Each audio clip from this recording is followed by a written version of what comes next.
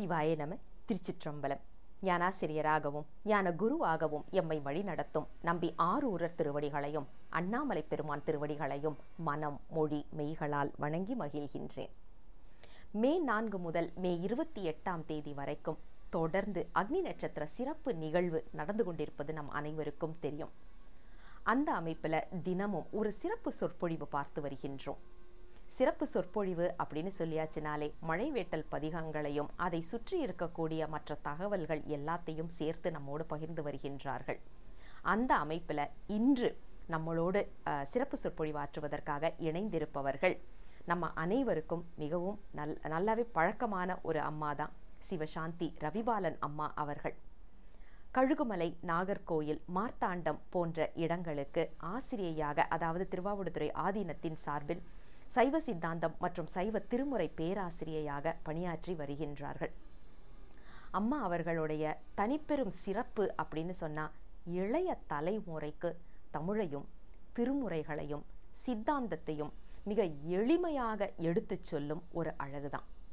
அம்மா அவர்களுடைய வாயிலிருந்து ஒவ்வொரு நிகழ்வை பற்றி கேட்கும் போதும் இந்த நிகழ்வை நாம் போய் பார்த்தே ஆகணுமே அப்படின்ற ஒரு எண்ணத்தை, ஒரு ஆக்ரகத்தை நம்ம மனசுக்குள்ளே ஏற்படுத்தும் அளவிற்கு அவர்களுடைய பொழிவு அனுபவ பொழிவாக அமையும். அதுதான் அம்மாவுடைய ஒரு தனிப்பெரும் சிறப்பு. அப்படிப்பட்டவர்கள் தான் இன்று நம்மோடு இணைந்திருக்கின்றார்கள் ஒரு சிறப்பு பொழிவு கொடுப்பதற்காக. கேட்போம், ரசிப்போம் என்று சொல்லி அம்மாவிடம் மேடையை ஒப்படைக்கின்றேன். சிவாய நம. திருச்சிற்றம்பலம்.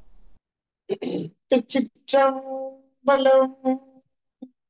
ஹர பார்வதி பதே, ஹர மகாதேவ.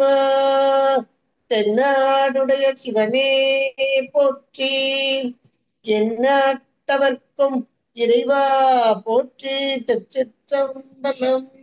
பொய்யான திருமேனி உமிழ்தானம் மிகமேவும் கழியான வரும் யானை கடல் நாழு மலவாமல் அழியாழு மல தூவும் அழியார்கள் உழமாற வழியாகும் வலிதாய வினை கூட நினையவே.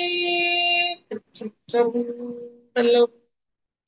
சைவத்தின் மேல் சமயம் வேறில்லை, அதில் சார் சிவமா. தெய்வத்தின் மேல் தெய்வம் இல்லெனும் நான் மறை செம்பொருள். வாய்மை வைத்த திருத்தேவாரமும் திருவாஜகமோ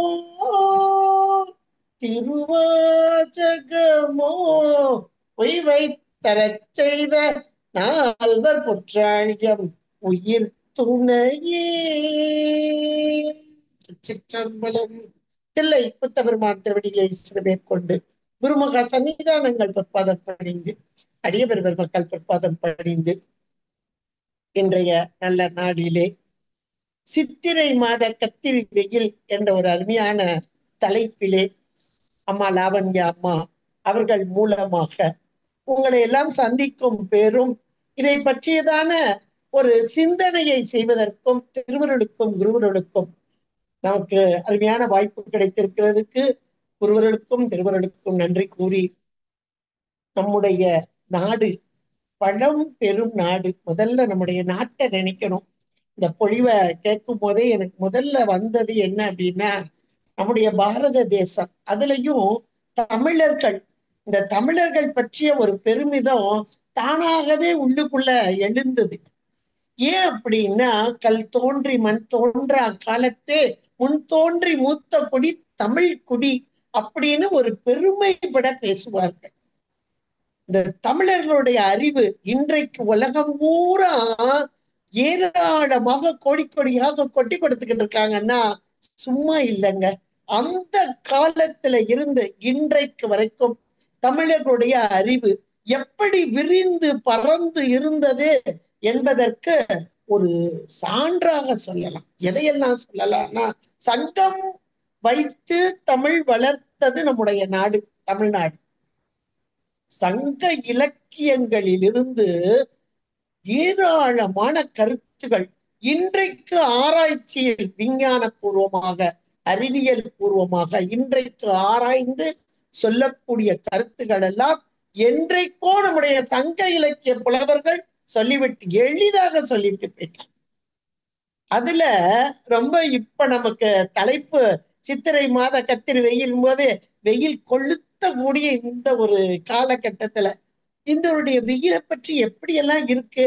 அட என்னங்க, அந்த காலத்துல வெயிலை பத்தி கொஞ்சம் ஓமோ ஒரு மரத்தடியில உட்கார்ந்துருப்போம், நேரம் சரியா போகுது. இப்போ நம்ம எப்படி இருக்கோம், உள்ளே வெளியே உள்ளே வெளியேன மாதிரி ஏசிக்குள்ள இருந்துட்டு வெளியே வந்தா நம்மளால தாங்க முடியல. அதுதான் காரணம். அந்த காலத்துல மரங்களாக நிறைந்திருந்த காலம். அதனால் இத்தனை வெயில் அவர்களை தாக்கியதா என்றால் சற்று குறைவு என்றுதான் சொல்லலாம். ஏன்னா எனக்குலாம் இப்ப 65 வயது. அப்ப என்னுடைய வயதை வச்சு என்னுடைய அனுபவத்தை வச்சே நான் சொல்லுவேன். ஏன்னா முதல்ல அங்கெல்லாம் நாங்க ஏசியில ஃபேனே கிடையாது. அப்பெல்லாம் ஃபேனே கிடையாது. ஃபேன் இல்லாத காலத்திலே ஆஹா ஓகோன்லாம் நாங்களாம் சொல்லல. எல்லாவற்றிலையும் பழகி பழகி பழகி இருந்தோம். இத நம்முடைய தமிழர்கள் இந்த சித்திரை மாதம் அப்படின்னு வருது. அதுல சித்திரை மாதத்துல கத்திரி வெயில் இனிமேதான் வரப்போகுது. மே மாசம் 4ஆம் தேதி ஆரம்பிக்க போது, மே 28 வரைக்கும் இருக்க போகுது அப்படிம்பாங்க. அதுல நம்ம வாய்மொழியாக, அதாவது உலக விளக்குன்னு சொல்லுவாங்க பாருங்க. அதுல சித்திரை பின்னேழு, வைகாசி முன்னேழு, தோசம் 7 அப்படின்னு ரொம்ப அழகா சொல்லிட்டு போவாங்க. இந்த காலகட்டங்கள் மிக அதிகமான வெப்பத்தை கொடுக்கக்கூடிய காலங்கள் அப்படிம்பாங்க. இந்த காலத்தை இன்றைக்கு எதனால் ஏன் அப்படின்றத ஆராய்ச்சியாக செய்து கொண்டிருக்க நம்முடைய முன்னோர்கள் வைத்தார்கள் பாருங்கள். அன்றைக்கே வைத்தார்கள். அதை எப்படி வைத்தார்கள்? 4 காலமாக பருவமாக பிரித்தார்கள். அது இருக்கட்டும். ஆனா 2 பெரும் பிரிவாக பிரிச்சாங்க. அந்த 2 பெரும் பிரிவுல தட்சிணாயனம் உத்தராயணம் வச்சாங்க. சூரியனுடைய அந்த மேல் நோக்கி செல்லும் பகுதி உத்தராயணம்னா வடக்கு நோக்கி, தட்சிணாயனம் தெற்கு விட்டது. அது இன்றைக்கு தானே பூமத்திய ரேகை, கடக ரேகை, மகர ரேகை இப்படி எல்லாம் போட்டு பூமத்திய ரேகைக்கு கீழே இருக்கிறது இது தட்சிணாயன காலம், இப்படி மேல் நோக்கி வர்றதுன்னு இன்னைக்கு போட்டது தானுங்க. என்னைக்கு போட்டு வச்சாங்க பாருங்க நம்ம ஆட்கள். அதுல இந்த காலகட்டத்துல எப்படி நடக்கணும்னு சொல்லி வச்சாங்க. இப்படிப்பட்ட காலங்கள் ஒன்று வரும் பருவ காலத்துல. இது ஒன்று உச்சகட்டமான வெயில், அதாவது சூரியனுடைய நேரடி பார்வையில நம்ம இருக்கிறோம், உச்சத்துல இருக்குது. அப்ப இந்த காலகட்டங்கள்ல நம்ம உடம்பு எப்படி இருக்கும், நம்ம உடம்புக்கு ஏற்றாற் போல வசதிகள் எப்படி செய்து கொள்ள வேண்டும், எதை உட்கொள்ள வேண்டும், எதை தவிர்க்க வேண்டும், இதையெல்லாம் அந்த காலத்திலேயே இதை நமக்கு அழகாக வைத்தார்கள். அது கூட இன்னைக்கு சிலரு அதெல்லாம் என்னங்க மூடப்பழக்கம்னு சொன்னவங்க எல்லாம் திரும்ப நம்மகிட்ட வர்றாங்கங்க. இன்னைக்கு வர்றாங்க, கேட்கிறாங்க, எங்ககிட்டயே கேட்கிறாங்க. அப்ப அதை ஏற்றுக்கொள்வதற்கு அவங்களுக்கு கொஞ்சம் காலகட்டம் பிடிச்சதோ என்னவோ தெரியல. இருக்கட்டும், பரவாயில்ல. ஆனா உண்மை ஒரு காலம் மாறாது. எந்த காலத்துல வச்சாங்க? தட்சிணாயன காலம் என்பது இருளும் குளிரும் நிறைந்த ஒரு காலம். உத்தராயண காலம் என்பது, உத்தரம் என்றால் வடக்கு, வடக்கு நோக்கி செல்வதே சரண திசை என்பார்கள். தெற்கு நோக்கியது மரண திசை என்பார்கள். இந்த வடக்கு நோக்கிய உத்தராயண காலத்தில் இந்த சூரியன் தன்னுடைய பாதையை மேல் நோக்கி செலுத்துகிறான் என்ற போது நம்முடைய தமிழர்கள் வைத்தார்கள், தை மாதத்திலே அவன் புறப்பட்டு விட்டான் வடக்கு நோக்கி. தை பிறந்தால் வழி பிறக்கும் என்றார். எவ்வளவு ஒரு அருமையான வார்த்தைகள் பாருங்க. ஏன் அப்படின்னா, இந்த சூரிய ஒளி இல்லை என்றால் இந்த உலகம் கிடையாது.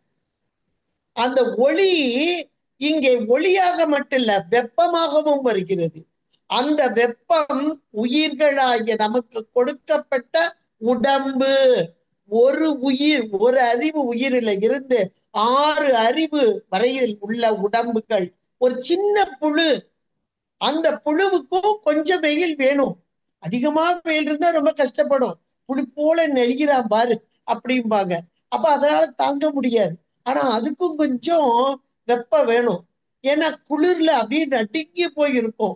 மார்கழி மாத குளிர்லாம் வரும்போது அதிகமான நடுக்கம், இருள், நடுக்கம் இவற்றை நீக்கி ஒளியை கொடுத்து வெப்பத்தை கொடுத்து உடலுக்குரிய அத்தனை நலன்களையும் தரும் சூரியன் மேல் நோக்கி பாதையை நகர்த்துகிறான். இது உத்தராயண காலம். இப்ப இந்த உத்தராயண காலத்துல தை மாசம், அதனாலதான் நமக்கு மகாபாரதத்துல பீஷ்மர் அவருடைய மரணம் கூட அவராகவே ஏற்றுக்கொள்ளணும் அப்படின்னு வந்தது. இந்த தட்சிணாயன காலத்தில் உயிரை விடக்கூடாது என்று, ஏன்னா மார்கழி மாதம் தான் அந்த போர் நடந்தது, குருட்சேத்திர போர். அதனால அந்த மார்கழி கடந்து தை பிறக்க வேண்டும் என்று காத்து கொண்டிருந்தாராம். எதுல? அம்பு படுக்கையில காத்துக்கிட்டு இருந்தார். ஏனென்றால் அந்த உத்தராயண காலம் என்பது மேலான ஒன்று, ஒளியான காலம் என்று பொருள். இப்ப ஒளியான காலம் முதல்ல கொஞ்சமா ஒளிய கொடுத்து, அதுக்கப்புறம் இது எப்ப வருது அப்படின்னா தை மாசம் பிறக்குது, தை மாசி அப்படின்னு ஆரம்பிக்குது. தையில கூட தையுடைய குளிர் தரைய தொலைக்கும்பாங்க, மாசி குளிர் மச்ச தொலைக்கும்பாங்க. அப்ப அதெல்லாம் கடந்து அந்த மாசி கடைசியில வரும்போது வசந்த உற்சவம் வந்துடும். மாசி கடைசி அந்த பங்குனி ஆரம்பிக்கும் போது வசந்த உற்சவம். ஏன்னா இந்த குளிர் குறையுது, வெயில் அதிகமாகுது. அதுக்காக நீங்க கோவில்கள்ல பார்த்தீங்கன்னா வசந்த உற்சவம் அழகாக கொண்டாடப்படும். அப்ப எவ்வளவு அழகாக வைத்தார் நம்ம அந்த பருவ காலங்களுக்கு, அந்தந்த காலங்களுக்கு ஏற்றால் போல இறை வழிபாட்டையும், இயற்கை, அந்த இயற்கையோடு கூடிய இறை வழிபாடு. இறை வழிபாடு எதற்காக? உயிர்களாகிய நாம் உடல் எடுத்து வாழ்கிறோம், இந்த உடல் நல்ல நிலையில் இருக்க வேண்டும். இவ்வளவுத்தையும் சேர்த்து வைத்தார்கள் நம்முடைய முன்னோர்கள், மூதாதையர்கள். எவ்வளவு அறிவுல சிறந்தவர்களாக. ஏன்னா வானிலை ஆராய்ச்சி அப்படின்னா இன்னைக்கு இருக்கு, எதையோ வச்சு ஆராய்கிறாங்க. ஆனா அவர்களுடைய காலத்தில் இருந்ததா அப்படின்னா அவர்களுடைய அறிவிலே இருந்தது. இதுக்கு நமக்கு சைவ சித்தாந்தம் சொல்லும் வார்த்தை வியாபகம் என்று பொருள். அந்த உயிர் அறிவிலே இருக்கும் ஆணவம் என்ற இருள் நீங்கிய போது வியாபக அறிவை பெற்றார்கள். அதனால் உண்மையை உணர்ந்தார்கள். இந்த உண்மையினால் உலக மக்கள் இன்பம் பெற வேண்டும், யான் பெற்ற இன்பம் பெருக இவ்வையகம் என்ற நிலையிலே, இந்த நிலை, அதாவது இறைவன் கொடுத்தது எதெல்லாம் கொடுத்திருக்காரு? உடம்பு கொடுத்தாரு, தனு கரணம் கொடுத்து உலகமும் கொடுத்திருக்கிறார். இந்த உலகத்திலே உலகத்துக்கு வேண்டிய எல்லா பொருள்களும் கொடுக்கப்பட்டது. அதிலே சூரிய சந்திர அக்னியையும் கொடுத்தார். அந்த சூரிய சந்திர அக்னியே அவருடைய கண்களாக, திருக்கண்களாக இருந்தது, இருக்கிறது. இன்றைக்கும் நாம வழிபாடு செய்து கொண்டிருக்கோம். சிவசூரியன் என்றெல்லாம் நம்ம வழிபாடு செய்து கொண்டு, இந்த சூரியன் தான் நம்முடைய வெப்பத்தையும், உடம்புக்கு வேண்டிய வெப்பம், வெப்பம் இல்லைன்னா ஒரு அளவு நம்ம உடம்புக்கு இவ்வளவு பாடி வெப்பம் வேணும், வெப்பம் இல்லைன்னா ஃபுல்லா ஐஸ் பாக்ஸ் தான். வெப்பம் அதிகமாயிட்டுனா ஹாஸ்பிட்டல் தான். அப்ப ரெண்டும் இல்லாம சரியான நிலையில நம்ம உடம்பு வெப்பம் இருக்கணும் அப்படின்னா அதற்கும் அந்த சூரியன் தேவை. அடுத்தாப்புல இருள் நீங்கி ஒளி பெறவும் இந்த சூரியன் தேவை. அந்த சூரிய ஒளியை தன்னுடைய கட்டுப்பாட்டிலே வைத்திருக்கும் இறைவன். இதை நம்ம சாத்திரமும் தோத்திரமும் மிக தெளிவாக நமக்கு சொல்கிறது. ஆனாலும் கூட நம்முடைய வினையின் காரணமாக கொஞ்சம் அதிகமான வெயில், அதுதான் இந்த கத்திரி வெயில்ன்றது. அதுக்கு கூட ஒரு பேர் சொல்றாங்க, அக்னி நட்சத்திரம் அப்படிம்பாங்க. அது என்னங்க, நட்சத்திரம் 27 தானே, இதுல அக்னின்றது என்ன நட்சத்திரம் அப்படின்னு ஒரு கேள்வி எல்லாம் நமக்கெல்லாம் வரும். எனக்கெல்லாம் உண்மைக்கு வந்துச்சு, அது என்ன அக்னி நட்சத்திரம், இது எது அப்படின்னு ஒரு யோசனை எல்லாம் வந்து. அப்புறம் தான் பார்த்தா இந்த 3 நட்சத்திரம் சூரிய திசையில இருக்கக்கூடிய உச்சகட்டமானது. அதாவது அக்னி பகவானுக்குரியது, சூரிய திசையில இருக்கக்கூடியது சூரியனுக்குரியது. எதுனா கிருத்திகை, உத்திராட 3மே. இப்ப சூரியனுடைய பாதை தான் கணக்கிடப்படுகிறது, அறிவியல் படியாக கணக்கிடப்பட்டு எங்க வடக்கு நோக்கி வருது அப்படின்னு பாக்குறோம். இப்ப இந்த காலகட்டங்களை பார்த்தால், இந்த காலகட்டத்துல இந்த மே மாசம் 4ஆம் தேதி நம்மகிட்ட இந்த டேட்டு, அதாவது ஆங்கில ஆண்டுப்படி நம்ம பாக்குறோம். ஆனா நம்ம தமிழ் முறைப்படியாக பார்க்கும்போது மாதம் அப்படின்னா சந்திர மாதம் தான் நமக்குரிய மாதம். அப்ப அந்த சந்திர மாதம் என்பது நட்சத்திரங்களை வச்சு கணக்கிடுறது. சித்திரை மாதம் அப்படின்னா சித்ரா பௌர்ணமி, அதாவது திதி பௌர்ணமி, முழு நிலவு வரக்கூடிய அந்த நட்சத்திரம் தான் அந்த மாதத்தின் பெயராக வரும். ஒவ்வொரு மாதத்துக்கும் அப்படித்தான். இப்ப இந்த சித்திரை மாதத்திலே வரக்கூடிய, அதுலயும் பின்னேழும்பாங்க. அந்த பின்னேழு சித்திரையில பின்னேழுல வருது, வைகாசில முன்னேழுல வருது, அப்புறம் தோஷமேழு அப்படிம்பாங்க. இப்ப இதுல மே மாசத்துல வருது. இந்த நட்சத்திரம் என்னவா வருது அப்படின்னா பரணி நட்சத்திரம். அதை மேஷ ராசிக்குள்ள நுழைகிறாராம் சூரியன். அந்த மேஷ ராசின்னும் போது இந்த பரணி நட்சத்திரத்துல அந்த 3ஆம் பாதம் 4ஆம் பாதத்துல வந்துடுறாரு. அப்ப அந்த நேரத்துல நுழைஞ்சு கார்த்திகை நட்சத்திரம் இதுல அந்த சஞ்சரிக்கும் காலம் உச்சகட்டமான வெப்பத்தை கொடுத்தல். யோசிச்சு பாருங்க, இன்னைக்கு அறிவியல்ல இவ்வளவு அழகா இத இந்த கடக ரேகையில, நம்ம கடக ரேகைன்றது நம்ம இந்தியாவுல குஜராத் பக்கமா அப்படி போய்கிட்டு இருக்கு. இது உச்சகட்டத்துல வர்றதுதான் நமக்கு இங்க கத்திரி வெயில்லாம் நம்ம சொல்றோம். ஆனா எந்த காலத்தில் இந்த நட்சத்திரங்களை வைத்து சூரியனுடைய அந்த தன்மை இவ்வளவு உக்கிரமாக வரும் என்று வகுத்தார்கள் என்றால் எவ்வளவு அறிவில் சிறந்தவர்கள் நம்முடைய முன்னோர்கள். இன்னும் சொல்ல போனா இந்த காலகட்டத்தில் அப்ப உயிர்களாகிய நமக்கு உடம்பு கொடுத்திருக்கு, உடம்பு நன்மையாக இருக்கணும், நலம் பெற வேண்டும். அதற்காக வழிபாட்டையும் வச்சாங்க பாருங்க. எப்படிப்பட்ட வழிபாடு வைத்தார்கள். இன்னைக்கு நம்ம கோயில்ல பாத்தீங்கன்னா கிராமங்கள் நிறைய இருக்கக்கூடியது. இப்பதான் கொஞ்சம் டவுன் அதிகமா வந்துகிட்டு இருக்கு. ஒரு காலத்துல கிராமங்கள் அதிகமா. அப்ப இந்த கிராமத்து தேவதைகள் அப்படின்னு பார்க்கும்போது இந்த வெயில் காலத்துல, அதாவது சித்திரை மாதம் பங்குனி கடைசியும் சித்திரை மாதத்துல வரக்கூடிய விசேஷங்கள் என்ன அப்படின்னு பாத்தீங்கன்னா மாரியம்மன் கோவில். மாரியம்மன் கோயில பங்குனி பொங்கல் சித்திரை திருவிழா. இன்றைக்கு இந்த பக்கம் பூரா மாரியம்மன் கோயில் விசேஷம் பூரா இந்த சித்திரை மாசம் தான். மாரி என்றால் குளிரை தருபவள், குளிர்ச்சியை தருபவள்.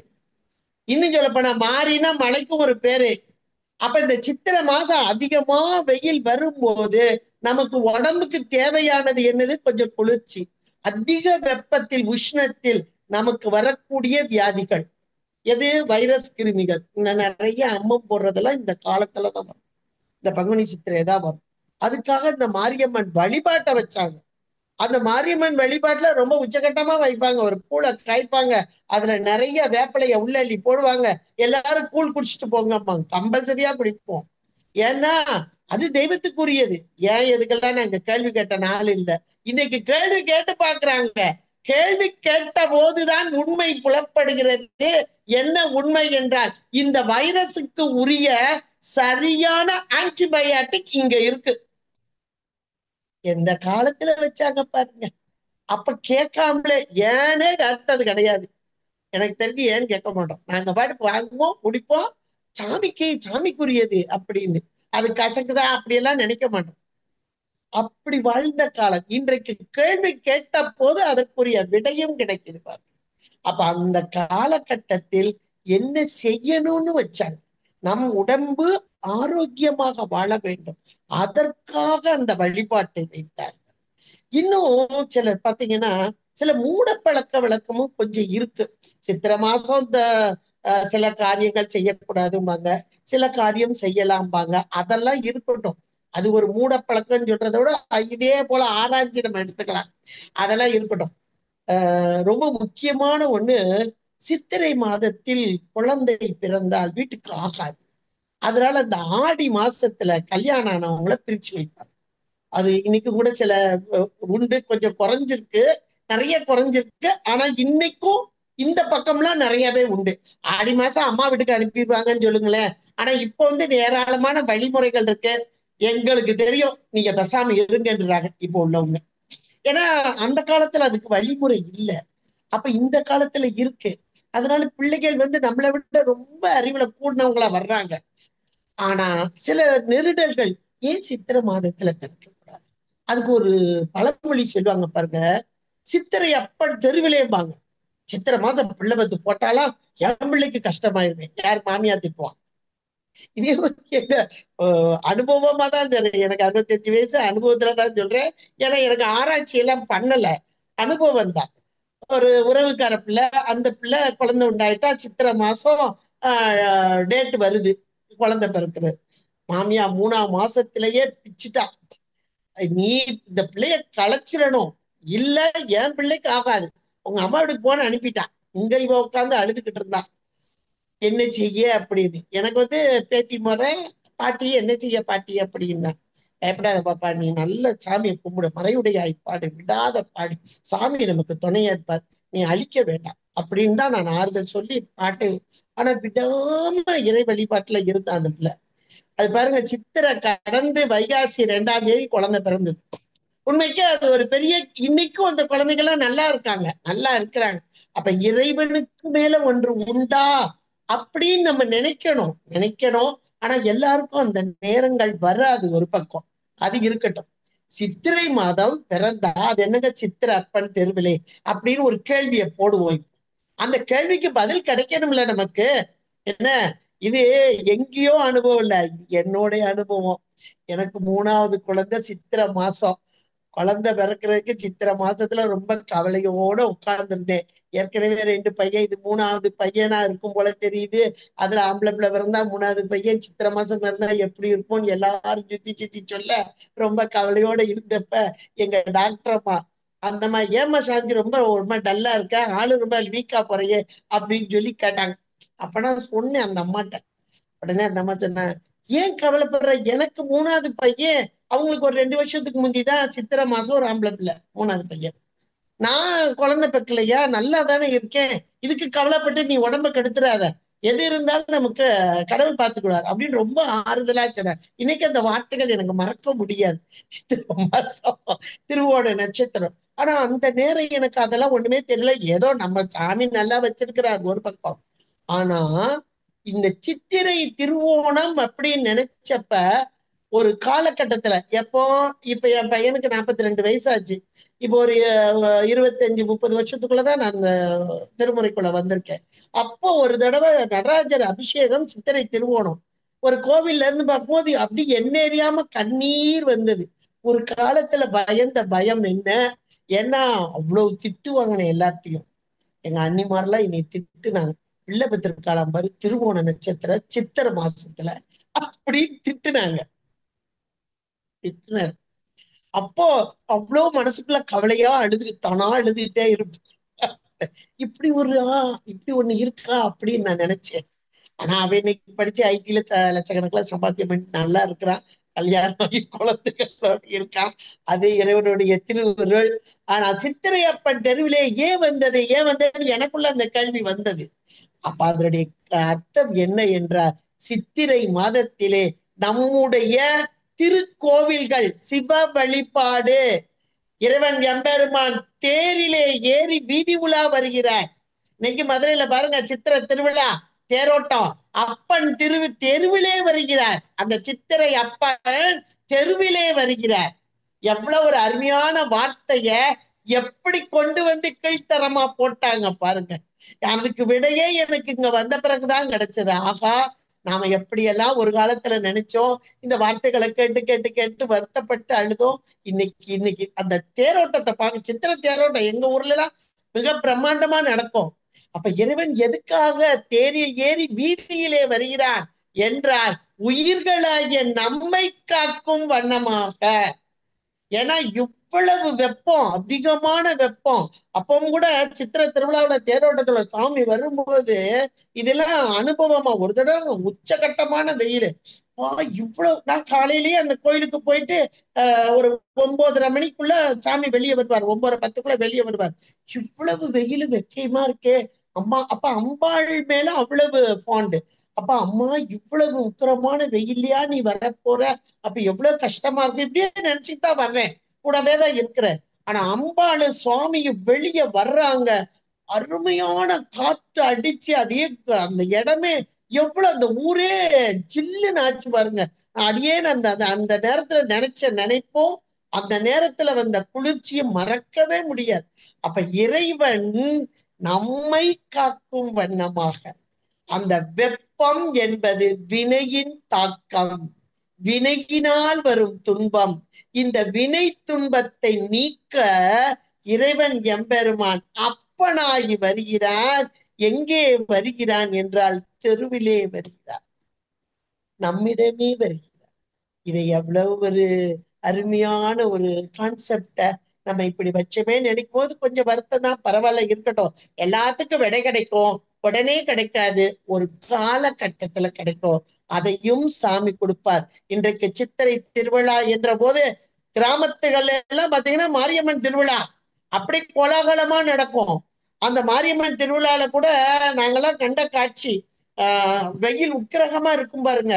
அதனால என்ன செய்வாங்க, நிறைய வெளிய சுத்தி அந்த கோவிலை சுத்தி அங்க பிரதர்ஷனம் செய்வாங்க. பெண்கள் ஆண்கள் எல்லாருமே வேப்பிலைய நிறைச்சு போட்டுருவாங்க, ஃபுல்லா போட்டு தண்ணிய நிறைய ஊத்திடுவாங்க.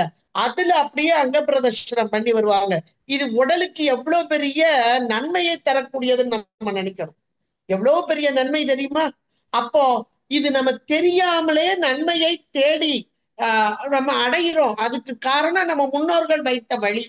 இப்படி செய்தால் உடல் ஆரோக்கியம், இப்படி செய்தால் நன்மை அப்படின்னு சொல்லாமல் சொல்லி வைத்தார்கள். இது மாரியம்மன் திருவிழால எல்லாமே பார்க்கலாம். அடுத்தாப்புல நம்ம திருவிழா, சித்திரை திருவிழா எல்லா கோவில்களும் இப்ப நடக்கக்கூடியதா இருக்கிறது. இறைவன் எம்பெருமான் உயிர்களாகிய நம்மை காக்கும் வண்ணமாக பெரிய தேரிலே ஏறி வீதி உலாவாக வந்து உயிர்களுடைய அறியாமை என்ற இருளை நீக்கி நடுக்கத்தை நீக்கும் வண்ணமாக இந்த சித்திரை மாதத்திலே உச்சகட்டமான இந்த காலகட்டத்திலே வந்து நமக்கு அருள் புரிய வருகிறான் என்ற உயர்ந்த ஒரு தத்துவம் இங்கே உணர்த்தப்படுகிறது. சரி, இதெல்லாம் இருக்கட்டும். அடுத்து நம்ம ஞானசம்பந்த பெருமான் வருவோம். ஏன்னா இந்த சித்திரை மாசத்துல இருக்கிற வெயில் உக்கிரகமான ஒரு வெயில். இந்த வெயிலை சமாளிக்கணுமே. கோவில் திருவிழா இதெல்லாம் இருக்கட்டுங்க, ரொம்ப கஷ்டமா வெயில்ல வரும்போது நம்ம என்ன செய்யணும்ன்றத நம்ம நம்முடைய ஆச்சாரிய பெருமக்கள் நமக்கு சொல்றாங்க பாருங்க. திருவரத்துறை என்ற தலத்துக்கு சீடர்களோடு வர்ற அந்த காலத்து அந்தணர்கள் காலில் செருப்பு போட மாட்டாங்க, அப்படிதான் வர்றார். சின்ன குழந்தை, அவரோடு சீடர்கள் எல்லாம் வர்றாங்க. காலில் செருப்பு இல்லாம நடந்து வந்தா எப்படி இருக்கும் பாருங்க. கடுமையான வெயில், உக்கிரகமான வெயில். இந்த நேரத்துல மாரன்பாடி என்ற ஒரு தலத்துக்கு நெருங்கிய போது அவர்கள்லாம் சோர்ந்து, அவங்க முகமெல்லாம் சோர்ந்துட்டு உடம்பெல்லாம் சோர்ந்து வர்றாங்க. ஞானசம்பந்த பெருமான் பார்க்கிறார். சின்ன குழந்தை ஆனாலும் அருள் பெற்றவர் இல்லையா, வியாபக அறிவு பெற்றவர். அதனால இந்த பார்க்கிறார், எல்லாருடைய முகவாட்டத்தையும் பார்க்கிறார். பார்த்து பஞ்சாக்கர மந்திரத்தை உச்சாடனம் செய்து நீங்களும் சொல்லுங்கள் என்று அழைத்து வந்தார். இதுதான் சரியான குரு. இந்த குரு சரியா நமக்கு கிடைச்சிட்டு வைங்களே, மிக உயர்ந்த நிலையை நாம் அடையலாம். அப்ப இந்த வெப்பம் தணிய வேண்டும் என்றால் என்ன வெப்பம்? உலகத்தில் உள்ள வெப்பம், உடலை நமக்கு தாக்கும் வெப்பம். உலகத்துல உள்ள வெப்பம் உடலை தாக்கும் வெப்பம். அப்ப இந்த வெப்பம் நீங்க வேண்டும் என்றால் பஞ்சாக்கரம். நமக்கு ஏற்கனவே துஞ்சலும் துஞ்சல் இல்லாத பொழுதினும் நெஞ்சகம் நைந்து நினைமீன் அழகா கொடுத்திருக்காங்க பஞ்சாக்கர மந்திரம். அதுல ஞானசம்பந்த பெருமான் சொல்ல அனைவரும் அங்கே ஆனந்த நிலையை அடைந்தார்கள் என்று நமக்கு வரலாறு சொல்கிறது என்றால், அப்ப அந்த பஞ்சாக்கர மந்திரத்திற்குரிய மகிமையை இந்த பெருமக்கள் நமக்கு சொன்னார்கள். இந்த காலகட்டத்திலே வரக்கூடிய உடலுக்கு வரும் இடையூறுகள் எதுவாக இருந்தால், நமக்கு வீட்டுக்குள்ளே இருக்க போறது இல்லை. அந்த கத்திரி வெயிலா இருந்தாலும் நம்முடைய வேலைகளை நம்ம செய்யணும். அதுக்கு நம்ம வெளியே போய்த்தான் ஆகணும். சொல்லிக்கிட்டே போங்க, பஞ்சாக்கரம் சொல்லிக்கிட்டே போங்க. அதுக்கு வந்து நம்ம திருமுறைகள் பாராயணம் பண்ணி வச்சாதான் சொல்ல முடியும். இப்ப துஞ்சல சொல்லலாம், அல்லது கோளறுபதிக சொல்லலாம். அப்ப அதை பாராயணம் பண்ணணும். சில நேரங்கள்ல மறந்து போயிடும். இது பஞ்சாக்கரம் எளிமையா சொல்லலாமே. அதனால் சதா காலமும் சொல்லிக்கொண்டே இருந்தால் இங்கே உடலும் நன்மை அடைந்து, அதனால் உள்ளமும் நன்மை அடைந்து, இப்ப உற்சாகமும் கூடி நாம எந்த வேலையை செய்யறோமோ அதுல முழுமையான வெற்றி பெறலாம் என்றுதான் நம்ம அருளாளர்கள் நமக்கு சொல்லி வைத்தார்கள். இது நாவுக்கரச பெருந்தகையாரும் நமக்கு மாசில் வீணை எங்க அக்னியில போட்டப்ப அந்த அக்னியே அவருக்கு எப்படி இருந்தது? குளிர்ச்சியை தந்தது என்றால் இந்த வெயில் என்ன வெயிலுங்க. அப்ப அந்த இறைவனுடைய திருவடி நீழலை நினைத்தால் அவருக்கு குளிர்ச்சி கிடைக்குமா கிடைக்காதா? அப்ப நமக்கு நன்மையை தருவதற்காக இந்த அருளாளர்கள் நமக்கெல்லாம் இவ்வளவு அழகாக வைத்தார்கள் என்பதை நினைத்து பார்க்கவே நமக்கு ஒரு சந்தோஷமாக இருக்கிறது. அப்புறம் இந்த வெயில் தாக்கம், இப்ப நம்ம சித்திரை மாசம் இது கத்திரி வெயிலு இப்படி எல்லாம் சொல்றோம். சங்க இலக்கியத்துல இத பத்தி ரொம்ப அழகான ஒரு பாடல் ஒண்ணு வந்திருக்கு பாரு.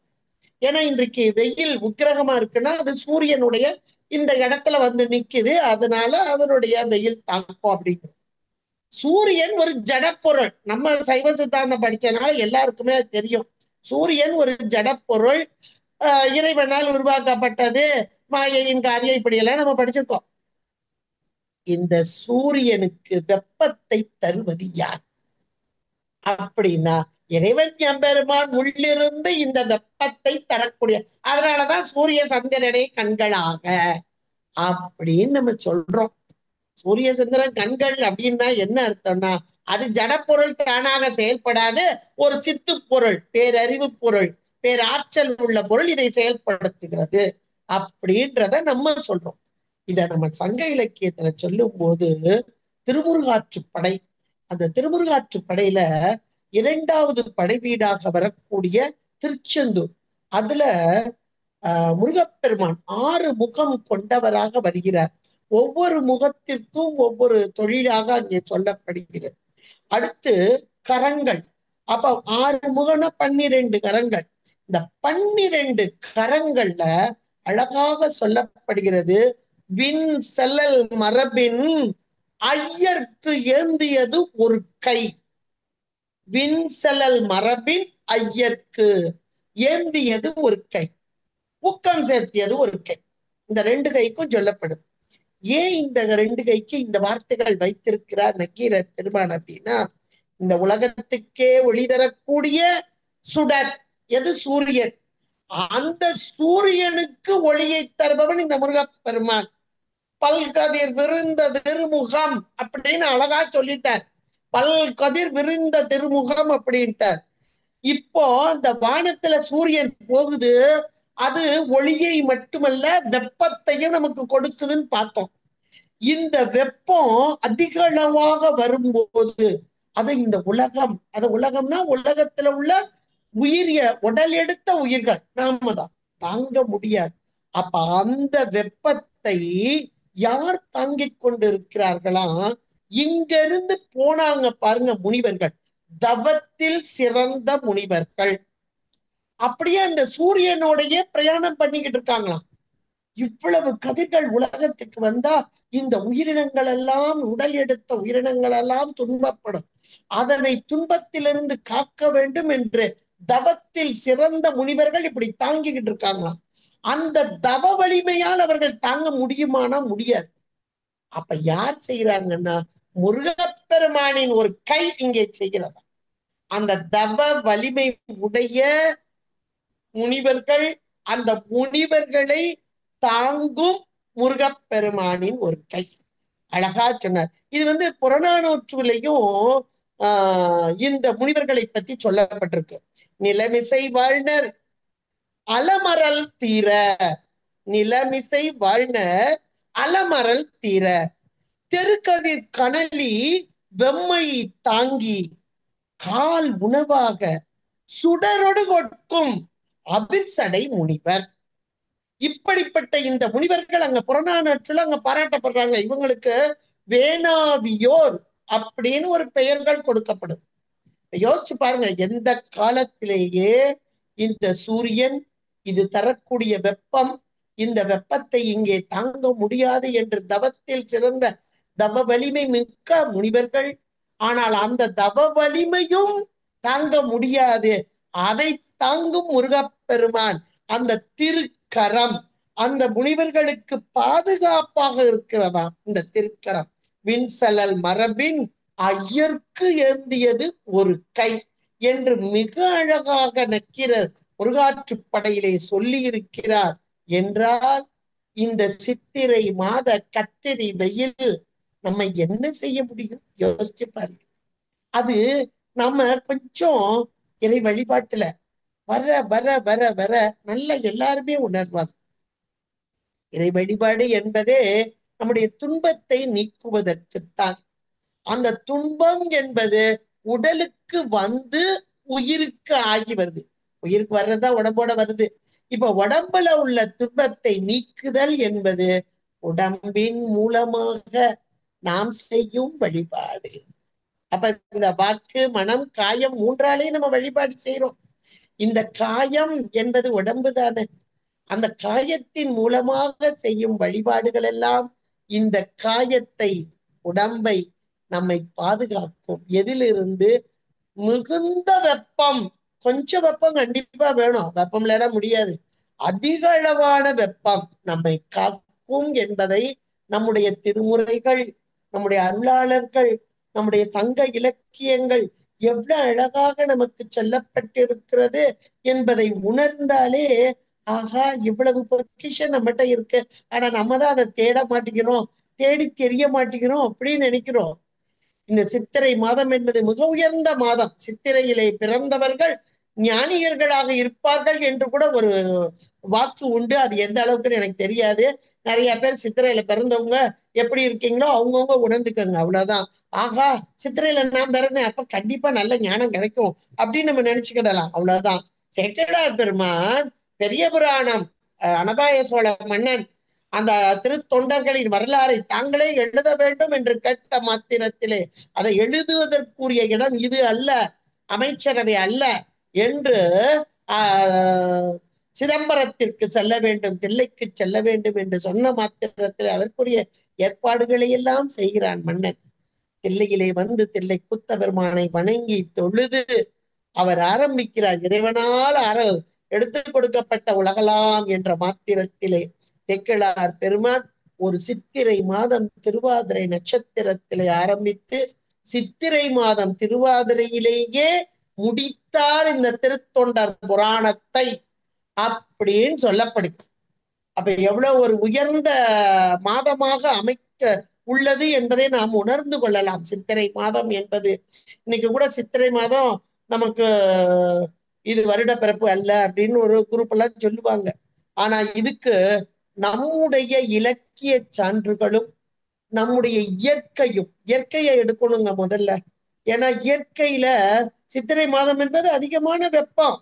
இங்க ஏற்கனவே தை மாசம்ன்றது அது உத்தராயண காலத்துல முதல்ல ஸ்டார்டிங் பாயிண்ட் அப்படின்னு வச்சுக்கலாம். அதனால அதுதான் தை மாசம் தான் வருடப்பிறப்பு அப்படின்னு சொல்லுவாங்க. அது இங்க சித்திரையில் தான் வருடப்பிறப்பு அப்படின்றதுக்கு காரணமாக அமைந்தது நம்முடைய இயற்கை. இந்த இயற்கை அப்படின்னு சொல்லும் போது என்ன அப்படின்னா, நீங்க இந்த சித்திரை மாசத்துல வெயில் வர்றதுக்கு முந்தி இலையுதிர் காலம் முதல்ல எல்லாத்தையும் இலையெல்லாம் உதிர்த்து விட்டுரும். அப்படி ஃப்ரெஷ்ஷா உதுக்கும் போதே அங்க தழுத்துட்டு தான் உதுக்கும். அது நம்ம பக்கத்துல போனீங்கன்னா பார்க்கலாம். அதுல ரொம்ப முக்கியமானது வேப்ப மரம். நம்மகிட்ட இருக்கிறதுலே மிக உயர்ந்த மரம் வேப்ப மரம். அதை நம்ம பயன்படுத்த தவறிக்கிட்டே இருக்கிறோம். என்னைய கேட்டா அந்த வேப்ப மரம் பாருங்க, அப்படி அழகா தழுத்து நிற்கும். நல்லா தழுத்து இப்ப இந்த இடத்துல பூவும் விட்டுரும். எப்போ? சித்திரை மாசத்துல. சித்திரை 1ஆம் தேதி இந்த வேப்பம்பூ அவ்வளவு அருமையா இருக்கும். வேப்பம்பூ பச்சடி, வேப்பம்பூ ரசம், வேப்பம்பூ துவையல் இல்லாத சித்திரை விசு இருக்காது. நீங்க அதை பார்க்கலாம். அப்ப அந்த சித்திரை மாதம் அதிகமான வெப்பமான காலங்களிலே இதை நாம் உடலுக்கு சேர்க்க வேண்டும். இன்னும் சொல்லப்போனா இந்த மரத்தடியின் கீழாக இருக்க வேண்டும், இந்த மரத்திலிருந்து வரக்கூடிய நன்மைகளை பெற வேண்டும் என்றெல்லாம் தான் இந்த இயற்கையோடு கூடியதாக வைத்தார்கள். அப்புறம் சித்திரை கனி, விசுனாலே கனி தானே. இந்த ஏராளமான கனி வர்க்கங்கள் வரக்கூடிய நேரம், இந்த வெயில் நேரம். அப்ப இறைவன் எப்படி வச்சிருக்காரு பாருங்க. இயற்கையே நமக்கு ஒரு போனஸாக இருப்பது போல ஏராளமான நீர்ச்சத்து அதிகம் கொண்ட கனி வர்க்கங்கள் வரக்கூடிய நேரம். அதுல 3 வகையான மா, பலா, வாழை என்பதாக அதிகமாக இதெல்லாம் நம்ம உடலுக்கு நன்மையை தரக்கூடியது. இதெல்லாம் இந்த காலகட்டங்கள்ல நம்முடைய உடலுக்கு நன்மை செய்து நம்முடைய உடல் ஆரோக்கியமாக இருப்பதற்கு இயற்கை. அப்ப இந்த காலகட்டத்தில் வரக்கூடிய அதிகபட்சமான வெப்பத்தையும் தாங்கக்கூடியதாக இயற்கையும் இறைவனும் இறை வழிபாடும் இத்தனையுமாக நமக்கு அமைந்திருக்கிறது என்றால் இதுக்கு மேலே என்னங்க வேணும்? இதை நமக்கு சங்க இலக்கியமும் மிக அழகாக எடுத்து சொல்கிறது என்றால் இப்பேற்பட்ட உயர்ந்த நம்ம அதுல நம்ம தமிழ்நாட்டுல இருக்கிறோம் இன்னைக்கு. பாரத தேசம், அதை தவிர்த்து தமிழ்நாடு. இந்த தமிழ்நாட்டிலே இருந்து அந்த தமிழ் இலக்கியங்கள் நமக்கு எடுத்து சொல்வதை நினைந்தாலே நாம் பெருமைப்பட்டுக்கணும். நாம் தமிழர் என்பதிலே நாம பெருமைப்பட்டுக் கொள்ளலாம். அப்படிப்பட்ட மேலான ஒன்று இந்த சித்திரை மாத கத்தரி வெயிலை நாம் உணர்ந்து, அது கத்தரி வெயில் தான் இருக்கட்டும், ஆனா அதிலிருந்து எனக்கு பாதுகாப்பு கொடுப்பதற்கு முருகப்பெருமானின் திருக்கரங்கள் அங்கே ஒன்று தாங்கிக் கொண்டு இருக்கிறது. பஞ்சாட்சர ஜபம் ஒன்று எனக்கு அப்படியே பாதுகாப்பு தந்து கொண்டு இருக்கிறது. இறைவன் எம்பெருமான் தேரிலே ஏறி சித்திரை அப்பனாக வந்து எனக்கு அருள் புரிய இருக்கிறார் என்றெல்லாம் மனதை ஏற்றுக்கொண்டால் இந்த சித்திரையின் கத்திரி வெயில் நம்மை ஒன்றும் செய்ய முடியாது என்று கூறி அருமையான இந்த ஒரு பொழிவை உங்களுக்கு தருவதற்கு அருள் பாலித்த நம்முடைய லாவண்ய அம்மையாருக்கு நன்றி கூறி கேட்டுக்கொண்டிருக்கும் அனைவருடைய பொற்பாதங்கள் படிந்து உங்களிடமிருந்து விடைபெறுகிறேன். நன்றி, வணக்கம். திருச்சிற்றம்பலம். நன்றி.